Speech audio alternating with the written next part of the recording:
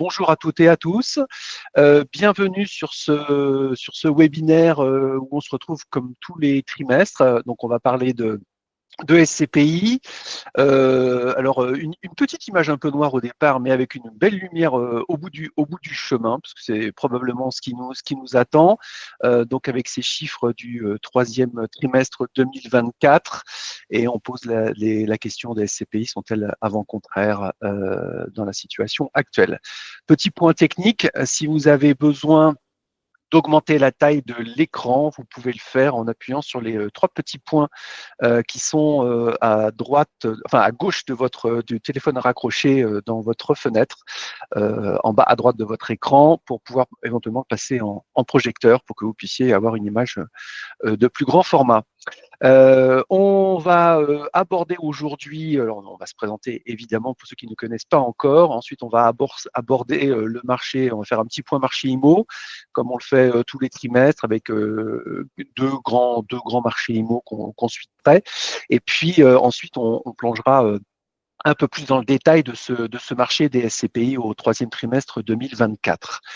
Petite présentation, donc moi je suis Marc Sartori, je suis président président et fondateur de la société Deeptinvest. J'ai un parcours dans l'immobilier, ça fait un peu plus de 20 et quelques années maintenant que je suis dans l'IMO, intervention dans diverses structures, membre de l'association des acteurs de la finance responsable, je vous en parlerai juste après ce qu'on fait avec les AFR. On a des partenaires médias, BFM, les AGFI et puis l'info durable. Puis je suis intervenant aussi auprès de mon université d'origine qui est Paris Dauphine dans différentes structures. Deeptinvest, qu'est-ce que c'est? Alors, Deeptinvest, pour ceux qui ne connaissent pas encore, il y a bien un T dans le Deeptinvest. Pourquoi? Parce qu'en fait, Deeptinvest l'idée est née lors d'un voyage en Inde, et Deepti en sanskrit, c'est la dernière lueur du soleil qui se couche à l'horizon. Et la technique et la physique occidentale nous dit que cette lueur est verte. Et donc, voilà, c'est aussi une des caractéristiques de notre nom. Voilà, alors qu'est-ce qu'on est à part ça? On est un cabinet d'analyse financière, on existe depuis 2005 en tant que cabinet d'expertise immobilière. Et puis en 2019, on a lancé la plateforme deeptinvest.fr, en prenant le statut un peu particulier d'analyste financier indépendant, ce qui fait que on ne vend pas de part de SCPI. Par contre, on analyse l'intégralité du marché, et dans ce statut qui est exigé par l'AMF, nous avons une obligation de communiquer à l'intégralité des acteurs et des parties prenantes du marché, donc les particuliers, les CGP, c'est l'objet de notre présentation du jour, mais aussi les gérants. Et puis l'ensemble des plateformes, on a différentes plateformes. Je vais vous présenter ça un peu plus tard. On a passé les 1200 inscrits sur notre plateforme. On a dans la plateforme un peu plus, donc des 1200 inscrits CGP pour l'essentiel, et on a fait 40 millions de simulations d'investissement ou de suivi de portefeuille sur l'année 2023, et en 2024 on devrait être et être équivalent en termes de volume, donc doubler à peu près le volume de simulation réalisé sur nos plateformes. Qu'est-ce qu'on fait pour nos clients au sens large? Bien, on va faire des analyses, on va faire des notations avec deux notations, une performance financière qui est mise à jour au trimestre et une performance durable qui est qui met à jour une fois par an, et qui sert de base au palmarès des SCPI durables qui vont se dérouler au début de l'année prochaine, dont je vais vous reparler juste après. On a un outil de comparateur. On fait des audits de marché sur mesure avec nos partenaires CGP qui viennent nous poser des questions sur des positionnements de SCPI. Voilà, c'est des heures qui peuvent être utilisées. Et puis, dans nos interfaces sur deeptinvest.fr, vous avez un outil d'allocation de portefeuille dont on aura l'occasion de vous présenter un peu plus dans le détail de ce qu'il fait avec géomapping de l'ensemble des patrimoines immobiliers de toutes les SCPI de France. On a maintenant un peu plus de 11 000 patrimoines qui sont dans nos bases, et on a intégré l'ensemble on a donc un peu plus de 100 000, on a pratiquement 100 000 immeubles tertiaires avec les performances énergétiques de tous ces immeubles dans toute la France. Puisqu'on a été, on importe désormais toutes les bases qui sont déclarées grâce ou à cause du décret tertiaire, ça dépend comment ça c'est notre petite nouveauté de fin d'année. Donc maintenant on a quand même une base de données qui commence à tenir la route. Voilà. Alors les nouveautés sur 2024, bon il y en a certaines qui sont un peu moins nouvelles puisque on peut importer les portefeuilles d'un certain nombre de partenaires. On est en train de mettre la dernière main à un interfaçage complet avec Carbon Alpha, mais la technique est toujours un petit peu en retard. On a des outils de veille dans nos portefeuilles, je vous montrerai ça tout à l'heure. Et puis donc se tiendra le 14 janvier prochain le palmarès des SCPI durables qui va rassembler à la fois l'ensemble des acteurs du marché, des CGP, des plateformes, tout tournant autour de cette thématique de durabilité pour ça sera la deuxième année que ça va se tenir avec une énorme et des surprises à l'intérieur, un tirage au sort éventuellement pour les CGP qui ont participé à l'ensemble du processus. On va passer maintenant au premier sondage pour se mettre un petit peu en forme et puis que nous on puisse vous connaître un petit peu plus. Je vais lancer le sondage tout de suite ici présent. Tac, voilà. La question du jour, c'est quel est votre scénario d'évolution des marchés de l'immobilier pour 2025 avec trois possibilités de réponse. Alors, je vais juste vous montrer comment vous pouvez voter avant de vous lire les réponses. Si vous cliquez en bas à droite, vous avez un triangle rond carré, vous choisissez sondage et vous pouvez ensuite voter pour l'une des trois réponses qu'on vous propose.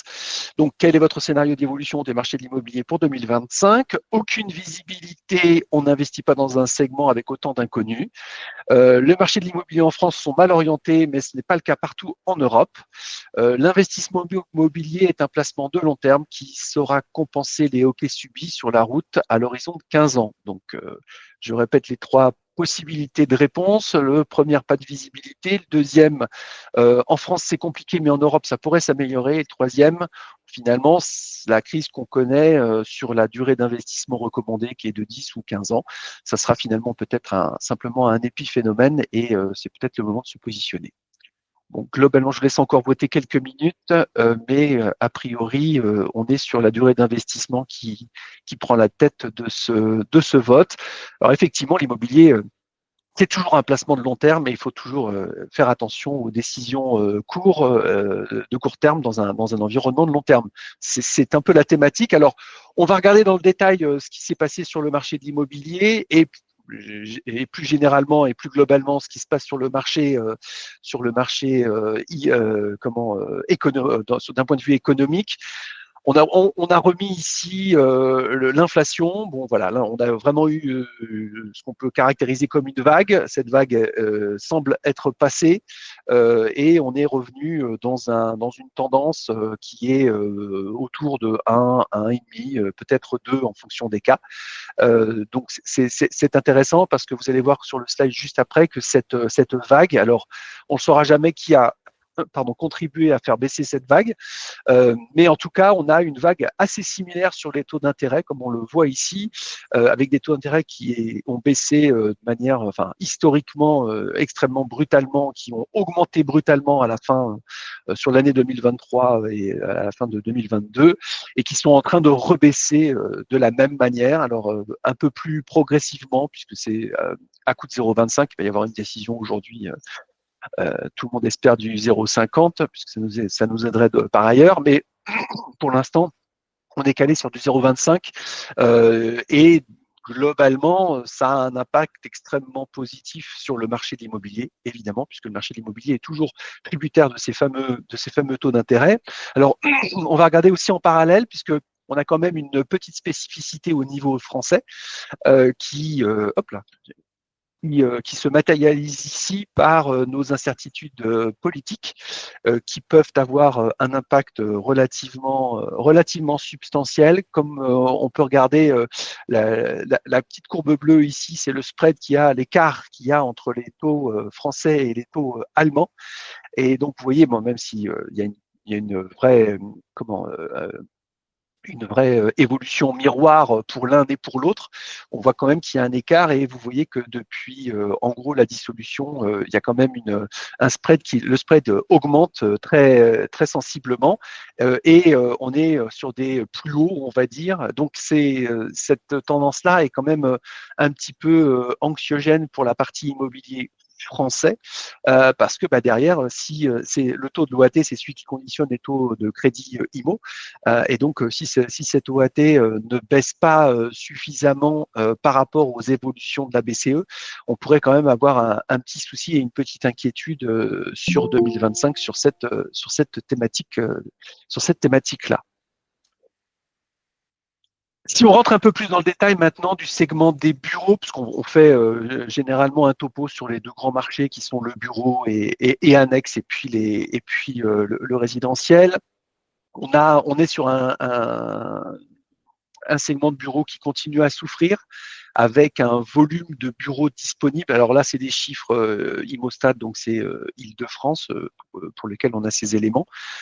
Mais ce sont quand même des chiffres qui sont quand même historiques dans le sens où on n'a jamais dépassé les 5 millions de mètres carrés, y compris pendant les crises précédentes qui se déroulaient, par exemple la crise de 2008, où on voit qu'il y a eu clairement un bond dans le volume de mètres carrés disponibles. Mais historiquement, vous voyez, on est remonté à 2001. On n'a jamais eu autant de bureaux disponibles sur le marché.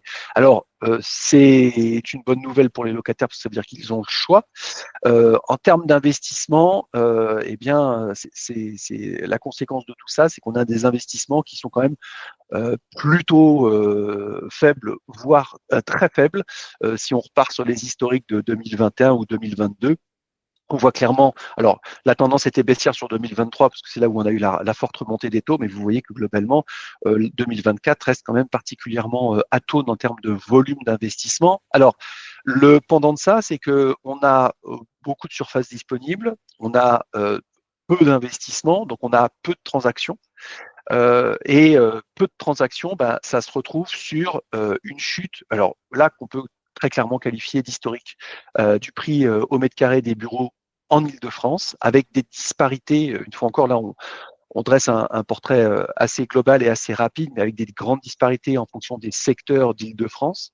Mais globalement, vous voyez qu'on est revenu sur des bases des bases de prix qui dataient de 2016, comme si on avait en gros les 10 dernières années, les 8 dernières années, qui n'avaient quasiment pas compté dans cette évolution.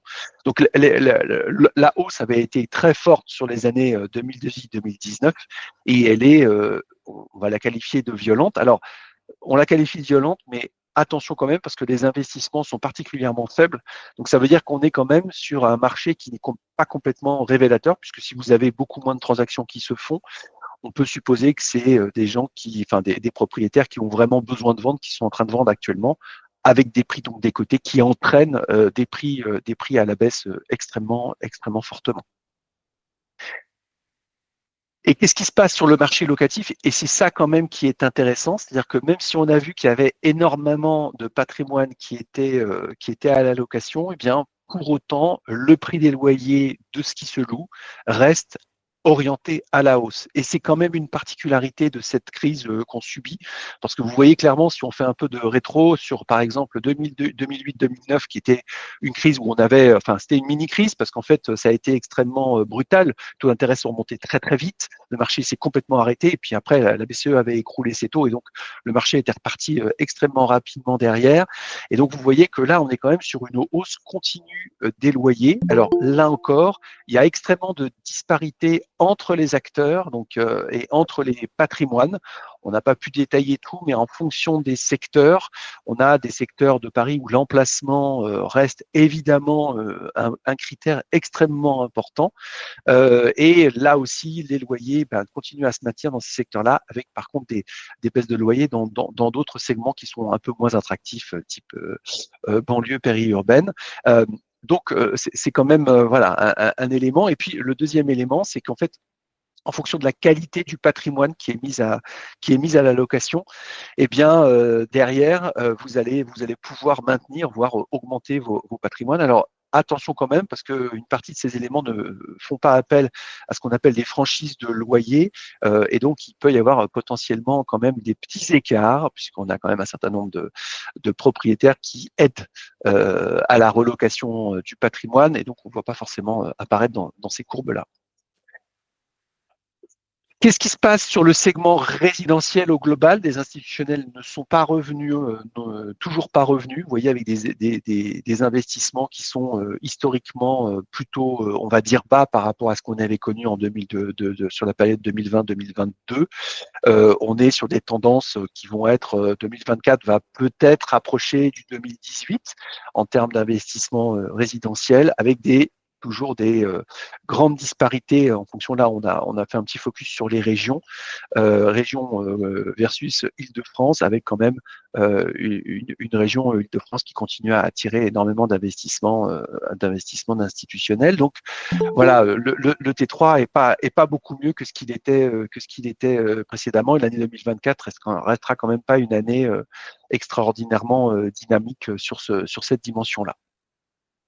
Qu'est-ce qui se passe sur le segment du résidentiel cette fois-ci? On voit que la baisse qu'on a constatée, elle se matérialise toujours. On est sur du 3,37. Donc vous voyez on revient dans des eaux qui permettent à un marché résidentiel de repartir en termes d'investissement ou en termes de financement. Ce marché résidentiel, il avait quand même été mis pratiquement à l'arrêt sur l'année 2023. Clairement, on voit effectivement que voilà, les banques financent de nouveau, et c'est plutôt une bonne nouvelle pour l'ensemble des acteurs, avec donc une inconnue sur s'il y a une vraie courroie de retransmission entre ce qui se fait à la BCE, où là on voit clairement que pour l'instant les marchés immobiliers bénéficient à plein de ces taux, et savoir si ça peut se prolonger avec les incertitudes économiques et surtout politiques qu'on subit en France. Mais la tendance est quand même particulièrement intéressante, et elle n'avait pas été aussi intéressante depuis une bonne année et demie. Sachant que historiquement, un marché de l'immobilier entre 2 et 3%, ça s'est travaillé. Voilà, à 4, là, ça commence à devenir, c'était quand même extrêmement compliqué.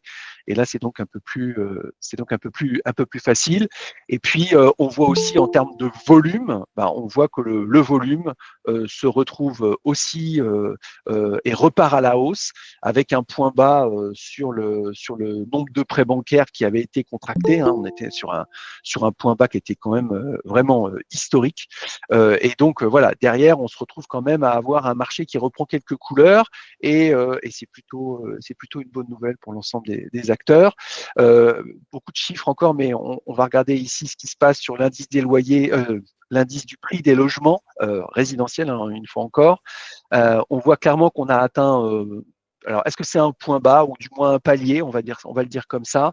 C'est-à-dire que globalement, c'est un peu ce qu'on avait anticipé, au moins sur cette partie-là, c'est que globalement, les prix ont baissé, mais on n'est pas sur des baisses qui sont aussi fortes qui seraient nécessaires pour resolvabiliser l'intégralité de la clientèle. C'est pour ça que la baisse des taux est vraiment un critère extrêmement important, et on voit les volumes de vente qui ne sont pas encore repartis à la hausse. Vous voyez qu'on a eu une chute quand même qui était, ouais, on va la qualifier aussi d'historique celle-ci, parce qu'on a quand même vécu un moment quand même compliqué pour beaucoup d'acteurs.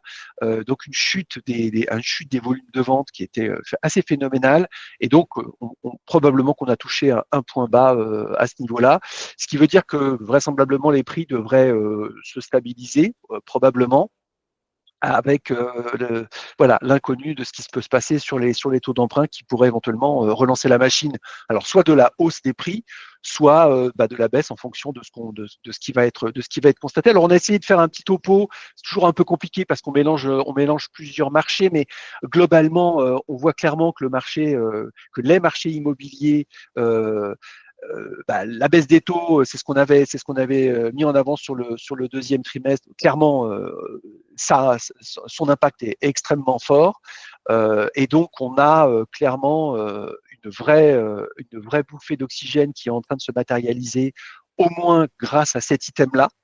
Après, sur les trois autres outils qu'on avait déjà identifiés sur le deuxième trimestre, clairement, que ce soit la stimulation fiscale, la hausse des impositions ou la réduction des contraintes environnementales, bon, eu égard à la conjoncture, à l'état de la situation politique, très clairement, comme on n'est pas encore en mesure de voter un budget, les impacts de ces trois critères-là, ils sont quasiment nuls puisqu'on ne sait pas exactement ce qui va sortir du chapeau.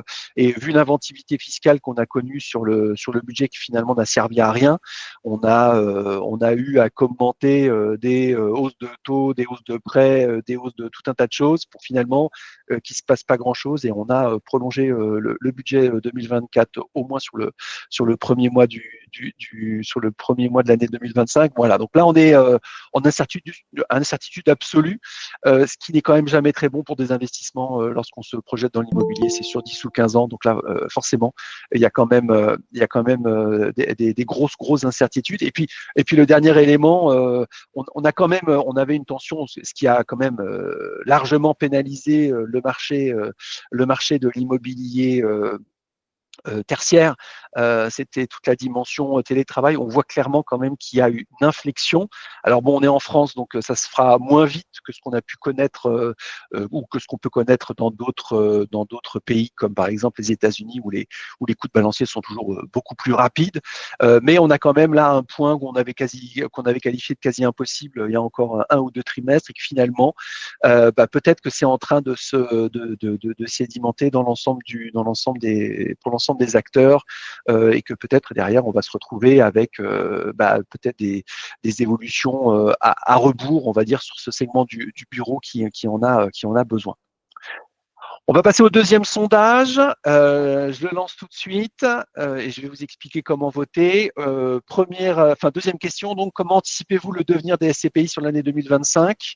Je vais vous lire les trois réponses et je vais juste vous rappeler comment vous pouvez voter. Triangle rond carré en bas à droite, vous allez sur l'onglet sondage et vous êtes en mesure de voter pour choisir l'une des trois réponses. Donc, comment anticipez-vous le devenir des SCPI sur l'année 2025 ?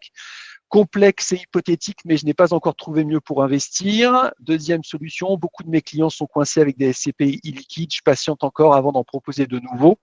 Ce n'est qu'un mauvais moment à passer sur 2025. Je vais me positionner pour profiter de bonnes opportunités. 1, 2 ou 3, on vous laisse voter. A priori, ce serait plutôt le mauvais moment à passer qui l'emporterait pour le moment. On est toujours un peu caricatural là, dans nos questions, dans nos réponses évidemment, parce que sinon, si on fait du politiquement correct, c'est pas toujours très intéressant. Donc globalement, on a un plébiscite pour le mauvais moment à passer. Donc effectivement, c'est un peu aussi notre conviction qu'on a passé le plus dur sur ce segment. Alors on va rentrer dans les détails.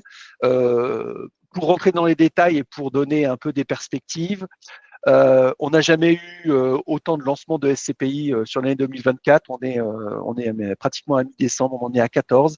Il y en a encore quelques-unes qui devraient arriver. On a eu en lancement marquant quand même la première SCPI qui va investir aux États-Unis. Alors avec pour le coup un certain nombre de risques encore plus importants que pour les investissements qui se font en zone euro, parce qu'il y a le taux de change qui pourrait être impacté. Et avec notre ami Trump au gouvernement et aux commandes, aux manettes des États-Unis, ça risque quand même de secouer un petit peu en fonction de ces états d'humeur. Donc, quand même pas mal d'incertitudes.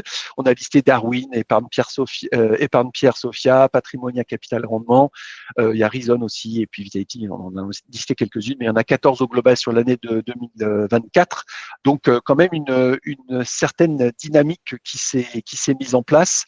Alors, je vais sortir de cet écran pour aller sur vous savez, notre baromètre trimestriel qu'on met à disposition des CGP et aussi des grands comptes. Alors, qu'est-ce qui se passe au niveau de taille de marché ? Globalement, on est sur un marché. Alors, souvenez-vous toujours que toutes les SCPI ne publiant pas tous les trimestres, il est intéressant de comparer le premier avec le troisième trimestre et le deuxième avec le quatrième, parce qu'on n'a pas toujours les informations. Enfin, on a un nombre de SCPI, hein, j'ai zappé cet écran-là, mais vous voyez qu'on est sur une base de 106 SCPI de rendement qui ont publié au troisième trimestre 2024, donc en augmentation par rapport aux 100 du premier trimestre. Mais au deuxième, on était à 113, donc ça veut dire qu'il y en a, il nous en manque à peu près 7 qui n'ont pas publié. Il y en a quelques-unes qui sont quand même, qui sont pas forcément très très grosses, mais voilà, qui caractérisent. Donc, on a un nombre d'acteurs qui continue à augmenter. Pour autant, on a une capitalisation qui, pour la, on va dire, première fois, repart à la hausse. On était à 77 milliards, 77,7 milliards au premier trimestre 2024. Et là, on va être à 77,8, presque 0,9. Donc voilà, un marché qui repart à la hausse. Alors, un marché qui repart à la hausse, ça ne veut pas dire que ça repart à la hausse pour tout le monde. Et c'est ce qu'on va maintenant un petit peu détailler. Juste avant de rentrer dans ces détails, voilà, on a des taux de distribution qui restent tout à fait dans les clous, hein, 4,95. Bon, voilà, évidemment, d'un trimestre à l'autre, ça ne va pas changer radicalement. Et alors, là, on a quand même, nous, un petit souci sur ce taux d'occupation financier parce qu'il a été modifié en 2022 et il est quand même un peu perturbant ce taux parce que, alors, soit effectivement le principal challenge, c'est que en fait on ne voit pas apparaître les franchises de loyers qui peuvent être proposées par les gérants lorsqu'ils remettent en location leur patrimoine. Et vous voyez qu'on a un taux d'occupation financier qui reste mais d'une stabilité absolue, enfin 94,81 pour un 95,08 au trimestre passé. Donc, vous voyez qu'on est globalement sur des taux d'occupation financier, c'est-à-dire la capacité du gérant à louer son patrimoine qui est extrêmement bonne. Pour autant, les informations qu'on a de marché qui nous remontent, c'est qu'on a quand même des gérants qui louent, mais avec des franchises de loyer qui peuvent être parfois un petit peu substantielles, qui ne se voient pas forcément dans ce taux d'occupation financier. Voilà, donc on regrette de ne plus avoir le taux de recouvrement, par exemple, ou d'autres taux qui étaient communiqués précédemment, et surtout pendant le Covid, on avait le taux de recouvrement, ce qui était intéressant parce que ça permettait de voir comment évoluait le marché. Et donc, c'était quand même assez intéressant de suivre ça de près. Alors, ce graphique-là, je vais vous le montrer, puis je vais filtrer les gros gérants pour que ça reste lisible pour vous. Je vais prendre les gérants principaux sur le marché. Voilà, toc. Et puis, je vais vous commenter tout ça parce que derrière, ce qui est quand même assez intéressant de regarder, c'est qu'on a, voilà, on a parmi le top 10 des gérants des situations qui sont extrêmement contrastées. Je vais prendre la française encore, qui sont aussi dans le top. Et puis, il va nous manquer Premia. Et je crois qu'on est bon avec, on va rajouter Sophie Di peut-être aussi, voilà. Voilà. Si on fait la liste de ces principaux gérants, de ces principales capitalisations, bah, qu'est-ce qu'on se rend compte que pratiquement tous les gérants de cette liste, et on va détailler ceux qui sont voilà, mais les très gros acteurs, ils ont encore détruit de la valeur sur ce trimestre avec des baisses de valeur de part. Et globalement, on a 3 acteurs qui réussissent, si on fait un focus 30 septembre 2023, 30 septembre 2024, parmi les grosses capitalisations, on se retrouve à avoir Quorum qui grignote des parts de marché sur l'ensemble des acteurs parce qu'il collecte sur une année et quand même très substantiellement sur un marché qui est quand même compliqué. Et on a aussi Eurial. Alors Eurial, on est sur alors ils ont qu'une SCPI, hein, évidemment, donc l'effort est substantiel, mais vous voyez qu'on est sur 150 millions de collectes sur une année, alors que Eurial faisait avant la crise de 2022-2023, il faisait pratiquement 100 millions par trimestre. Donc on a quand même, alors la tendance reste toujours bonne, mais la baisse est quand même assez substantielle. Et on a aussi Atlan qui réussit à performer plutôt bien parmi les grosses capitalisations. Alors ça se retrouve évidemment si on fait un détail sur l'ensemble des SCPI qui représentent ces acteurs. Je ne vais pas tous vous les détailler, mais on voit clairement qu'il y a certaines SCPI. Les SCPI Assimo en une année, les SCPI de BNP, elles ont quand même une année extrêmement difficile. Alors c'est pas forcément que les bancaires, parce que vous voyez que Primovie est encore a aussi subi une décote extrêmement forte. C'est valable aussi pour Primo Pierre. Alors même s'ils arrivent quand même à peu près à limiter les dégâts, mais on est quand même sur des 200 millions, pratiquement 250 millions qui ont disparu eu de capitalisation suite à la baisse des valeurs de part. Donc voilà, on est quand même sur un marché extrêmement compliqué, avec des situations extrêmement hétérogènes et avec des acteurs de plus petite taille, mais qui font la collecte. Je vais parler par exemple de si on regarde, alors je ne sais pas si on les a ici. Alors je vais remettre tout le monde, voilà, parce qu'il manque tout le monde. Je vais remettre tout le monde sur le marché. Et vous voyez qu'on a des acteurs, par exemple Transition Europe, qui fait une collecte absolument phénoménale sur l'année 2024 qui n'est pas encore terminée. On va avoir aussi des acteurs comme Remake, on va avoir des acteurs comme Iroko, et puis aussi Neo de Novaxia, qui arrive à tirer son épingle du jeu, même si les taux de croissance sont plus faibles que ce qu'ils avaient connu. Mais on est quand même globalement dans des dynamiques qui sont quand même extrêmement fortes. Alors attention sur Paref Premia parce que c'est des fusions de SCPI, Ficommerce parce qu'ils n'ont pas publié les chiffres, donc voilà, il faut les mettre de côté ces acteurs-là. Mais donc on a la dynamique est clairement sur les plus petites capitalisations que sur les très grosses qui ont du mal à renouer avec la collecte. Et on verra tout à l'heure avec des délais de session qui se sont rallongés de manière extrêmement substantielle. Je vais aller regarder maintenant ce slide-ci qui va nous permettre voilà, de faire une petite différence. Si tant est qu'il y en ait une, vous voyez, alors il y a beaucoup de chiffres là, mais c'est en fonction des secteurs d'activité où on voit globalement que les TD, voilà, il y a une vraie tendance de fond. Alors, on va faire un focus sur les diversifiés juste après, donc je ne vais pas en parler, mais vous voyez que le segment diversifié ici est extrêmement dynamique sur cette dimension-là. On va voir aussi ce qui se passe à l'intérieur. La logistique aussi qui reste en tête en termes de taux de distribution, même si, on le dit à chaque fois, mais je vais le redire, le taux de distribution pour nous est un des plus mauvais indicateurs qui existent pour regarder la performance d'une SCPI. Je sais que c'est ce que tous vos clients regardent, mais globalement, c'est pas un indicateur qui explique, c'est une résultante, mais c'est pas un indicateur qui explique ce qui se passe. Alors, si on regarde un peu plus dans le détail, je vais prendre ici un focus. Ce qui est assez intéressant, c'est de voir quels sont les segments qui ont des dynamiques en termes de capitalisation qui peuvent apparaître. Et là, clairement, ce qu'on regarde et ce qu'on constate, c'est que si on regarde premier trimestre, troisième trimestre 2024, on voit clairement que les SCPI de bureau celles qui sont purement identifiées comme bureaux au sein de la SPIM, elles sont clairement en train de baisser en termes de dynamique. Alors, c'est de l'affichage marketing pour la plupart, on va y revenir après, mais de moins en moins de gérants de SCPI lancent des fonds qui sont purement identifiés bureaux. Parce que le segment qui a le vent en poupe, c'est le segment diversifié. Voilà. Il faut maintenant afficher une SCPI diversifiée pour pour pouvoir collecter. Et c'est ce qu'on constate sur le marché. Vous voyez qu'entre le premier trimestre, on était à 10,6 milliards de capitalisation pour les SCPI qui rentrent dans la catégorie diversifiée et on est passé à 11,6. Donc vous voyez qu'on a collecté 1 milliard en l'espace de 6 mois entre les deux trimestres. La dynamique, elle est là. Et c'est assez intéressant parce que vous voyez que la dynamique, elle est absolument contraire. Alors, attention quand même, parce que dans les diversifiés, vous allez retrouver entre autres des bureaux, parce que en termes de immobilier physique, le bureau, c'est quand même là où il y a une grosse partie de l'existant. Et donc, dans les diversifiés, vous allez retrouver de la logistique, vous allez trouver plein de choses, mais souvent un bon tiers au moins de patrimoine de bureau. Donc, c'est quand même de l'affichage qu'il y a derrière. Voilà.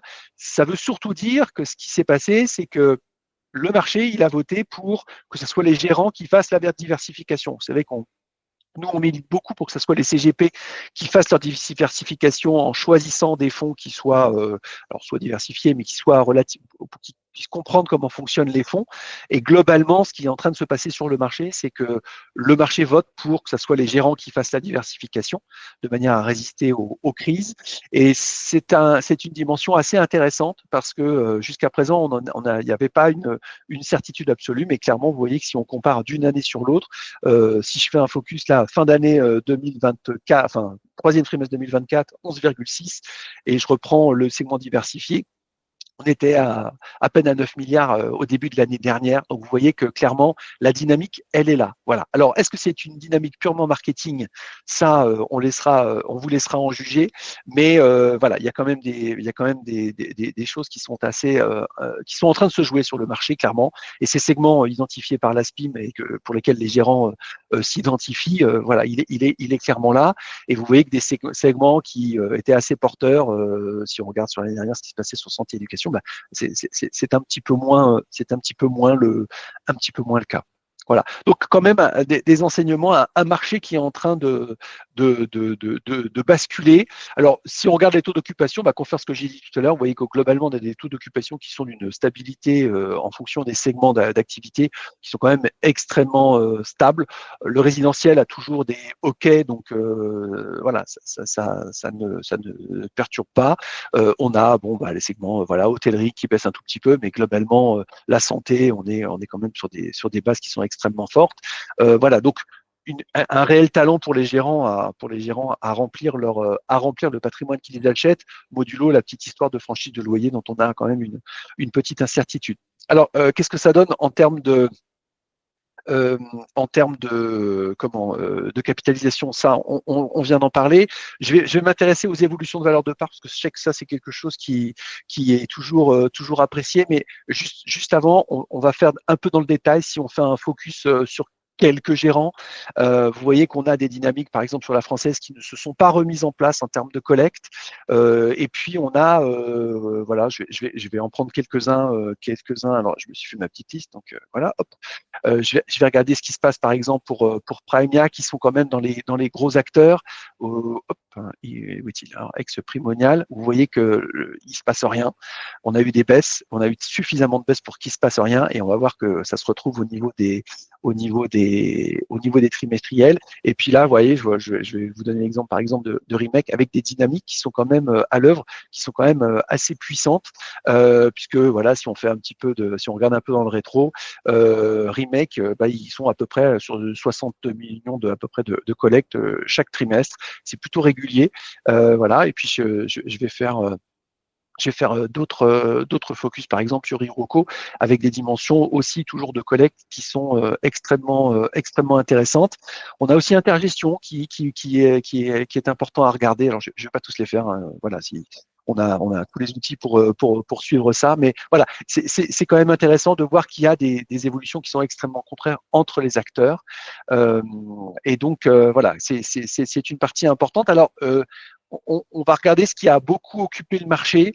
Ce sont les évolutions de parts. Alors, je vais réexpliquer ce graphique pour ceux qui n'ont pas les éléments en tête. Donc, vous savez que pour valoriser une SCPI, eh bien, chaque année et maintenant chaque semestre, le gérant fait une évaluation de son patrimoine, à dire d'experts immobiliers.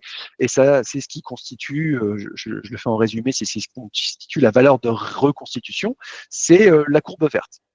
Et réglementairement, toutes les SCPI à capital variable, c'est un peu différent pour celles à capital fixe, mais toutes les SCPI à capital variable, ce sont celles qui sont les plus dynamiques en ce moment, elles doivent positionner leur valeur d'acquisition dans le tunnel de valorisation qui est matérialisé chez nous par cette surface verte. Donc, plus ou moins 10%. Donc là, on est à moins 10% et là, on est à plus 10%.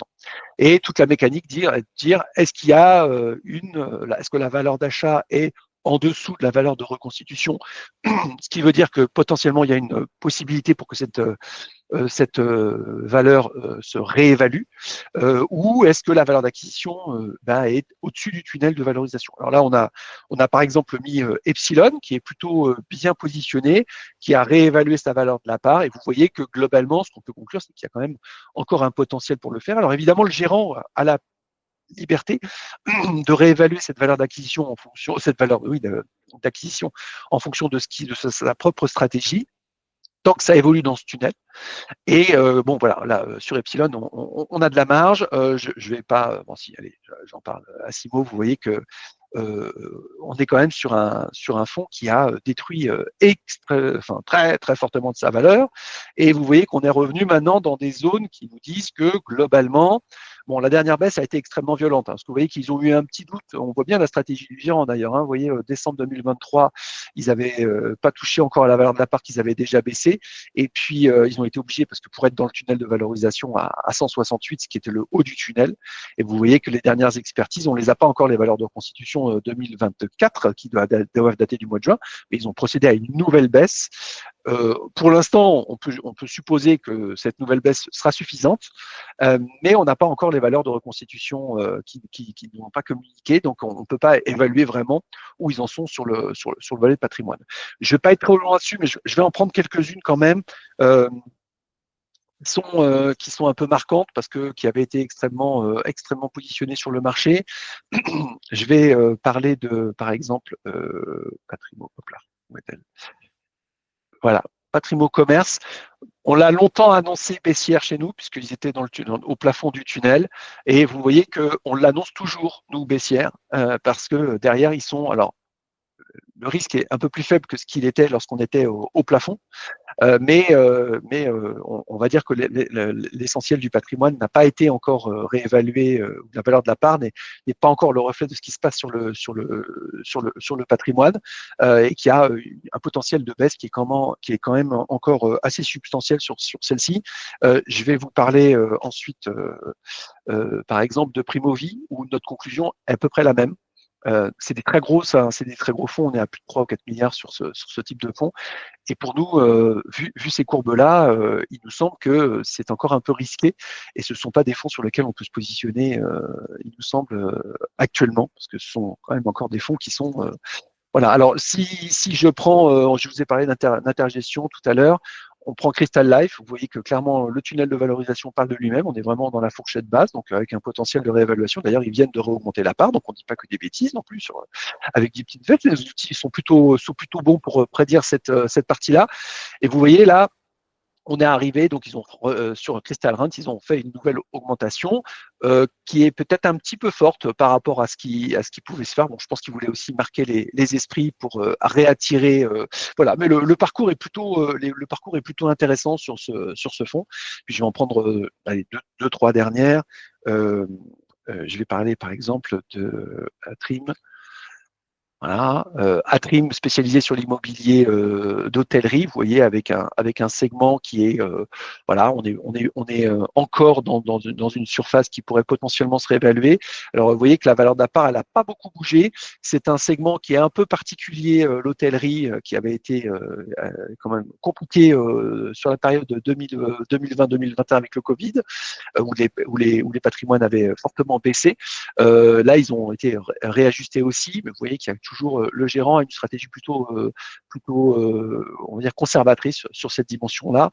Et puis, si je donne deux, trois autres exemples, par exemple, je vais aller voir Altixia, qui était sur cette partie-là. Vous voyez, on est globalement sur un fonds qui est dans la valeur. Donc, voilà, c'est un positionnement qui est plutôt convenable par rapport au marché.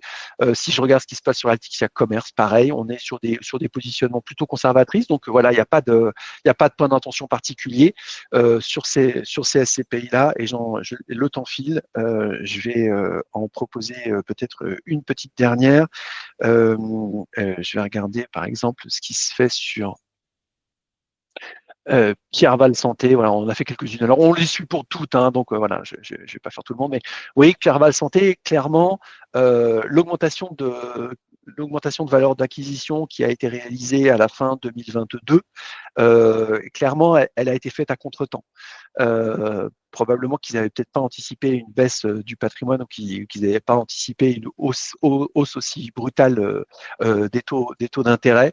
Et clairement, on voit que depuis, voilà, il risque pas de se passer grand-chose parce que, alors, il n'y a pas de notion d'urgence hein, sur ce patrimoine, sur ce fonds, mais on est dans la fourchette haute désormais. Alors, on est dans les 3%, hein, donc nous, on est passé en orange. Je vais vous montrer comment est-ce que tout ça se matérialise sur nos outils. Mais globalement, on est quand même sur un fonds où le potentiel de revalorisation de la part, c'est pas pour tout de suite. Alors, tout ça pour dire quoi? Pour dire que effectivement, il faut faire assez attention aux investissements tels que vous pouvez les faire. Je vais me permettre juste de faire un petit focus. Là, on a fait un patrimoine type via nos outils d'allocation de portefeuille. Parce que vous voyez que quand vous créez vos allocations de portefeuille directement dans nos interfaces, vous allez avoir automatiquement qui vont remonter les signaux d'alerte qui peuvent potentiellement être mises en place. Alors, vous voyez, nous, par exemple, notre alerte, et je vais juste vous montrer ici le graphique qui correspond à ce fonds. Chez Quorum, par exemple, on est sur un fonds qui, vous voyez, par rapport à la stratégie de Quorum qui était souvent d'être en dessous ou autour de la valeur d'acquisition, là, clairement, depuis le début de la crise, ils n'ont pas bougé la valeur de la part, mais le patrimoine a quand même baissé. La valeur du patrimoine a baissé. Et c'est ce qui fait qu'elle se retrouve en noir dans nos interfaces, ce qui va vous permettre éventuellement, vous voyez, alors après tout dépend de la période où ça a été investi avec votre client. Et c'est bien là tout votre talent. Mais vous voyez, quand vous avez ici, par exemple, une valeur de reconstitution une évolution potentielle de la valeur de la part qui est à noir avec une liquidité sur le second marché qui est extrêmement bonne, bien, selon la performance générée par le patrimoine, par la ligne que vous avez vendue à votre client, bien, ouais, là, on a fait une rentabilité. Alors, on a fait un investissement en 2016, vous voyez, avec une rentabilité sur donc 8 ans pratiquement de 31%. Donc, on est pratiquement sur du 4% net de frais d'acquisition. Voilà, votre client, il est plutôt bien servi. Est-ce qu'il va avoir la même garantie à l'aune des prochaines années? Sur celle-ci, nous, on est passé avec un item noir, là, ce qui veut dire que c'est peut-être une bonne idée, de se positionner à la sortie pour éventuellement faire une réallocation. Voilà, et c'est ça notre outil qui va vous permettre, en saisissant vos portefeuilles, qu'on peut éventuellement aussi importer, hein, si vous avez des portefeuilles d'O2S, tout ça, on peut directement importer ça dans les interfaces, et ça va vous permettre vraiment de regarder et d'avoir des petits flags d'avertissement. Vous voyez, Hirokozen, par exemple, tout est en vert à part leur coefficient d'endettement, mais c'est une jeune SCPI. Ils ont fait appel à l'endettement pour pouvoir acheter du patrimoine. C'est pas particulièrement, on va dire, choquant sur cette dimension-là. Et puis on a Transition Europe, vous voyez, qui est passé en orange. Alors si on regarde un peu dans le détail, c'est toujours intéressant de comprendre comment tout ça est construit. Euh, je vais aller sur Transition Europe. Vous voyez que on est en orange, mais on reste. La stratégie du gérant, c'était de coller à sa valeur d'acquisition. Globalement, on est en orange, mais on reste sur un patrimoine qui est en deçà. Donc, globalement, pas d'inquiétude. C'est en orange, voilà, ça se passe plutôt bien. La vraie valeur ajoutée pour le moment est sur Hirokozen. Et sur Activimo, bien là encore, vous voyez, on est basculé en rouge. Ça veut dire qu'on est dans la zone de 0+3. Donc, quand c'est rouge, c'est à surveiller, et c'est à surveiller en fonction des évolutions des prochains trimestres. Et c'est à ça aussi que servent nos outils. C'est-à-dire que vous allez pouvoir, alors non seulement, alors là, calculer les performances passées, c'est-à-dire qu'est-ce qui se serait passé si j'avais acheté ce portefeuille il y a eu 5, 8 ou 10 ans. Bon là, évidemment, j'ai pris des SCPI qui n'existaient pas il y a 10 ans, mais c'est intéressant de regarder cette partie-là. Et puis, c'est aussi intéressant de voir, alors vous voyez que là, vous avez une performance qui est extrêmement forte pour Hirokozen. On est parti sur une date d'achat en 2020, c'est-à-dire quasiment à l'origine. Attention, puisque derrière, évidemment, si on regarde dans le détail,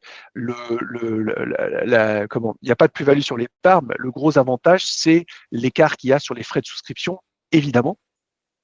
Alors, on a dans nos outils aussi, ça permet aussi de parler de cette partie où on va pouvoir vous laisser calculer tous les frais ex santé. Vous pouvez indiquer les coefficients que vous avez auprès des gérants. Mais vous voyez que globalement, ce qui se passe avec ce graphique, ce qu'on voit très bien, c'est qu'Hirokozen, les 3 premières années, est extrêmement intéressante par rapport aux autres SCPI. Mais que globalement, sur la durée, sur le temps de détention, eh bien, elle est à peu près équivalente en termes de frais par rapport à ce qui se passe sur les autres fonds du marché qui vont prendre des frais de souscription. Donc c'est aussi, après, nous, on ne met pas en avant ni aucune des SCPI dont j'ai parlé là, mais c'est pour dire aussi que vous avez intérêt, et c'est l'intérêt de nos outils, c'est de présenter ces évolutions-là à vos clients en fonction des performances. Et puis, voilà, on a été un peu pessimiste, c'est-à-dire que vous allez avoir aussi la possibilité avec nos outils de faire des projections sur potentiellement ce qui pourrait advenir sur ces fonds, en posant 2 hypothèses. Une hypothèse sur comment je revalorise mon patrimoine et sur une hypothèse sur revalorisation du dividende à l'horizon des 10, 15 ou 20 prochaines années et potentielle revalorisation sur la valeur des parts. Et vous voyez quand on a posé deux hypothèses, c'est-à-dire que globalement, il ne va rien se passer. C'est-à-dire que le dividende va rester constant et la performance sur la valeur de part va rester constant. Vous voyez qu'on a des fonds qui fonctionnent, qui ont des performances qui sont globalement plutôt très bonnes. C'est-à-dire que si, en résumé, c'est le graphique-là qui va vous le résumer, le jaune, c'est ce que met votre client, le vert, c'est ce qui provient des dividendes et le rouge, c'est la revalorisation des parts moins les frais. Alors évidemment, là, en l'occurrence, comme j'ai mis 0% de réévaluation de valeur de part, vous voyez que ça vient toujours en moins. Mais globalement, on est sur des SCPI de rendement qui génèrent un rendement, tiennent leurs engagements. Et vous voyez que là, on est sur un horizon de 15 ans. Eh bien, globalement, on a des performances qui font x2 par rapport à la mise initiale sur la durée. C'est-à-dire que là, j'ai mis 43 000 et je me retrouve à la fin avec 50 000, ce qui est plutôt une performance sur 15 ans qui est plutôt tout à fait honorable. J'en ai terminé avec tous ces éléments. Je ne sais pas s'il y a des questions. Je peux revenir sur des éléments divers et variés si vous le souhaitez, euh, que je précise certains des éléments. Alors, vous pouvez soit ouvrir vos micros, soit il y a un petit chat en bas à droite qui peut vous permettre potentiellement de poser des questions. Si vous avez besoin qu'on vous épaule sur vos allocations, on sait faire. Et puis, je vais en profiter pour aussi dire qu'on va, le 14 janvier prochain, remettre le podium des palmarès des SCPI durables, avec 6 podiums cette année qui seront révélés, et avec aussi un format un peu, on va dire, informatif, puisqu'on aura un certain nombre d'acteurs et d'experts qui vont intervenir, des experts en évaluation immobilière, etc. Donc, si vous souhaitez pouvoir, alors ça sera retransmis hein, en visio, et puis si vous voulez pouvoir y assister, n'hésitez pas à nous faire des demandes. On a réservé un certain nombre de places pour nos partenaires CGP, voilà, et on vous accueillera avec très grand plaisir. Je vois pas de questions. On est un petit peu en avance, mais voilà, n'hésitez pas. Donc, à la fin de ce webinaire, on va vous envoyer un questionnaire de satisfaction. Possibilité pour vous de récupérer les slides si vous le souhaitez. Il suffit de le demander. Et je vais vous annoncer nos prochains rendez-vous. Donc, pour l'année 2025, on aura le premier rendez-vous, le palmarès le 14 janvier. On a un webinaire qui est calé pour le 30 janvier aussi, où on aura Darwin qui viendra nous parler de sa nouvelle SCPI avec Patrimonia Capital qui viendra aussi nous parler de leurs deux nouvelles SCPI. Et puis, on aura différents intervenants qui vont se succéder tout au long de l'année 2025 avec un programme assez chargé. Pas de questions. Je vous remercie de votre attention. N'hésitez pas à nous envoyer des questions si vous en avez à contact@deepinvest.fr. On est disponible pour des présentations ou des démos en fonction de ce que vous souhaitez regarder et voir. Merci à tous.